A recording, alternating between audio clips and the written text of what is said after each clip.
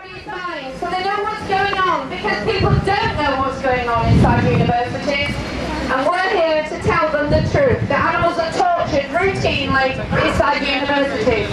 But I want to start off by telling you a bit about the British Heartless campaign. I know that quite a few of you know about it, but I'm going to tell you anyway.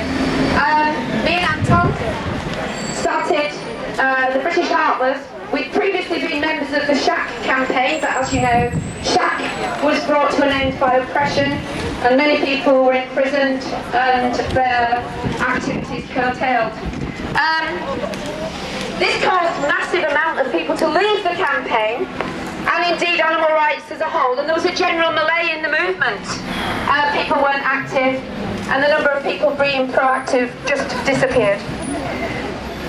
We saw around about the same time the Victims of Charity booklet produced by Animal Aid, and it had lots of information on research carried out by high street charities such as the BHF and Cancer Research UK.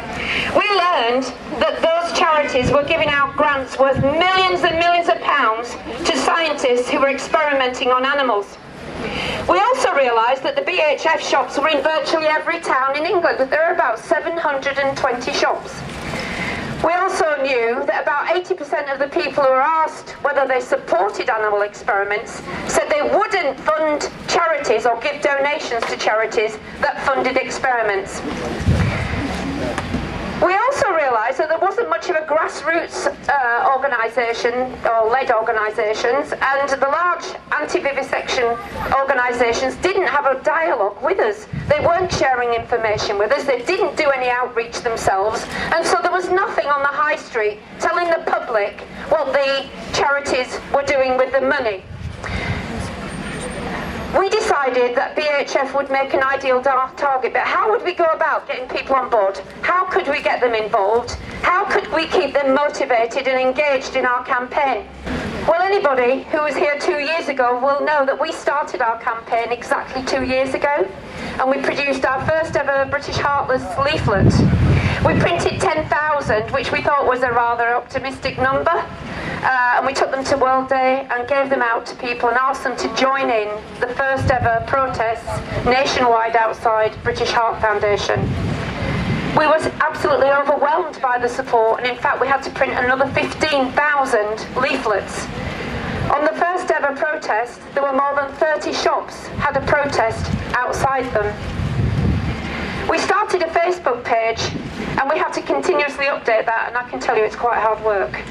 We offered to send anybody who was interested in our campaign flyers, packs, flyers, stickers, posters, to get their event off the ground. We tweeted alerts about the campaign, and we produced a new flyer every 6 weeks, around about every 6 weeks, to coincide with a day of action. Every flyer featured a different experiment, as well as pictures of British Heart Foundation scientists who performed the experiments, as well as the university where they worked. And indeed, we've done one for Manchester University. We always include contact details of organisations such as the Dr. Hadwin Trust, because we think it's important that people know there are alternatives to animal testing, even though the scientists would have us believe that animal experiments are a necessary evil. We always put details of new breakthroughs in science and technology that replaces animals.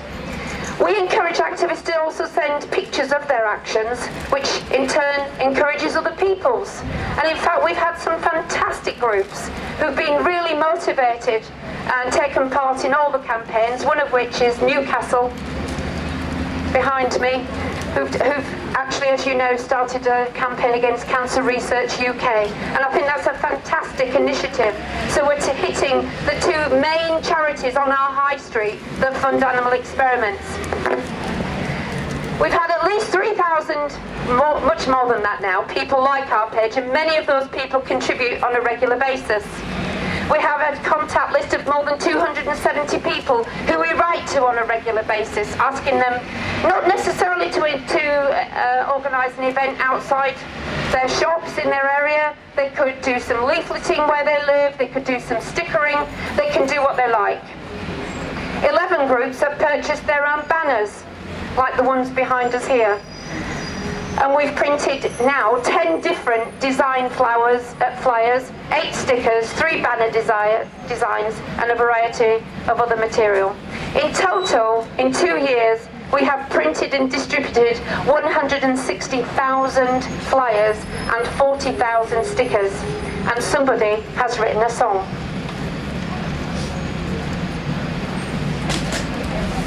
So, I'm going to hand over to Anton now to tell you a little bit about Manchester. Hi there.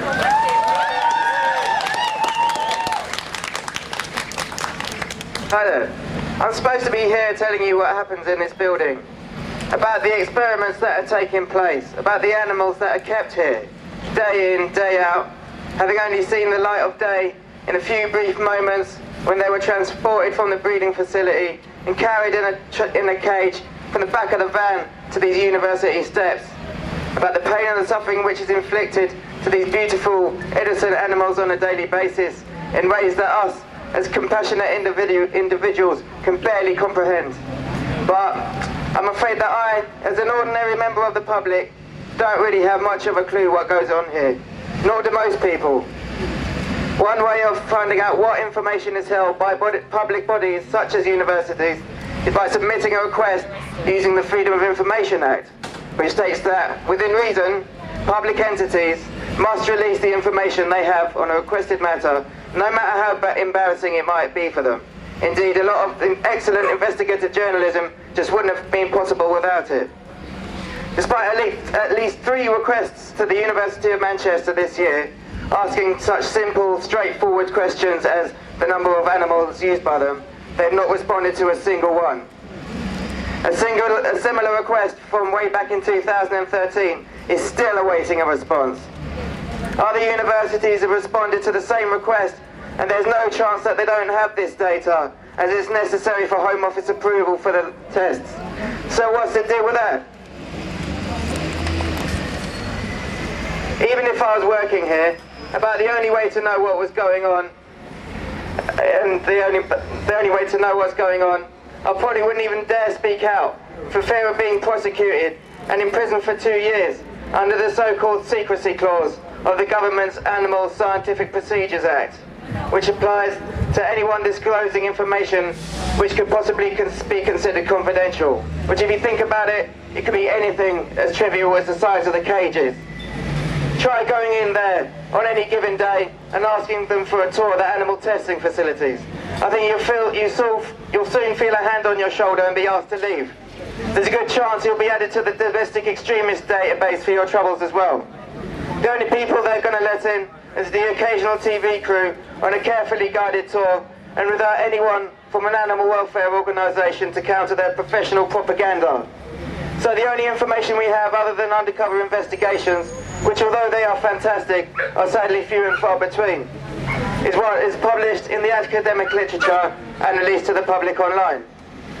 Whilst this only paints a very incomplete picture of what goes on behind these closed doors, as experiments often don't get published, for example, when they're deemed a failure, it does give us some interesting insights from time to time.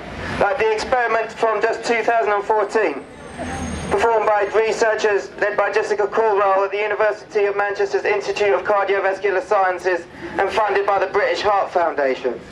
In this study, heart disease was artificially induced in sheep and ferrets. The sheep had an electronic pacemaker fitted to make their hearts beat at 210 beats per minute. The ferrets had an inflatable piece of rubber inserted into their aorta in order to make it narrower.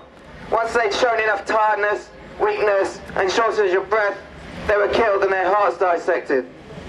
What's interesting is that the paper noted these interspecies differences, how the blood chambers was different in sheep's hearts than ferrets, cats, and rabbits. So how similar are any of those in humans is just anyone's guess. The paper doesn't even try to speculate. Incredibly, this experiment was approved by the University of Manchester's ethical review process, so that makes it alright then. During our campaign, we've uncovered many more barbaric experiments using all kinds of animals, from dogs to guinea pigs and from rats to rabbits. We might only know a little bit, but what we do know is enough to keep us focused on the fight that we need to be taken to the streets week in, week out. Join your local animal rights group, go outside your nearest university or British Heart Foundation shop and take the fight to the animal abusers. Don't stop until they give in. Thank you.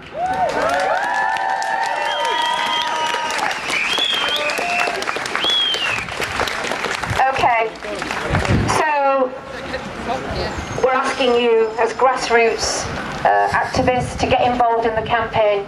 The public genuinely think that vivisection is a necessary evil, and it's up to us to put them right. So please get involved in our campaigns.